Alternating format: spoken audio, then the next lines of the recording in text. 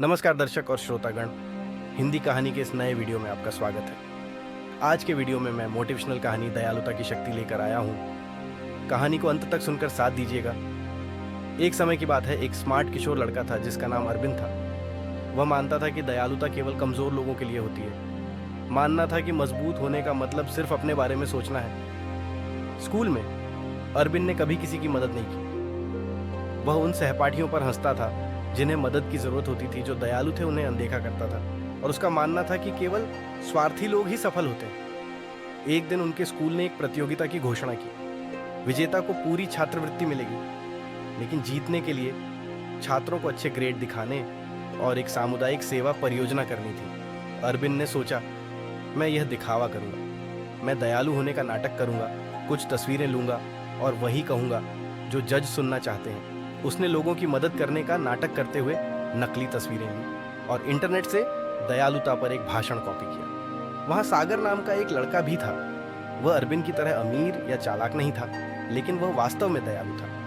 हर दिन वह एक वृद्धाश्रम में मदद करता था, बुजुर्गों से बातें करना, कमरे साफ करना, यहाँ तक कि उन्हें हंसाने के लिए गाना भी गाता था। अंतिम दिन अरविंद ने पहले अपना भाषण दिया। उसने बड़े बड़े शब्दों का इस्तेमाल किया और अपनी नकली तस्वीरें दिखाई। सभी ने तालियां बजाईं। फिर सागर ने बात की। उसके पास तस्वीरें या फैंसी शब्द नहीं थे, लेकिन उसने सच्ची कहानियां ही सुनाई, जैसे कि कैसे एक बूढ़ा आदमी कई सालों में पहली बार किसी के गले लगने के बाद रो पड़ा था। पूरा कमरा शांत था। हर कोई उसकी ईमानदारी महसूस कर सकता था। ब्रेक के बाद जजों ने परिणाम दिए। सागर जीत गया। अरविंद हैरान था। वह क्यों जीता? उसने चिल्लाया। जज ने जवाब दिया, क्योंकि उसकी दयालुता असली थी। हमने सभी के काम की जांच की। तुमने हमें बेवकूफ बनाने की कोशिश की, लेकिन दयालुता का दिखावा नहीं किया जा सकता। अरविंद का सच सामने आ गया। उसे अयोग्य घोषित कर दिया गया। उसके सहपाठियों ने उसका सम्मान खो दिया। उसके माता पिता निराश थे। उस शाम अरविंद अकेला बैठा था।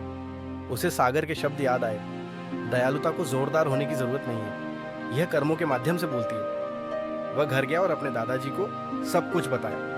उसके दादाजी ने कहा, बदलाव के लिए कभी देर नहीं होती।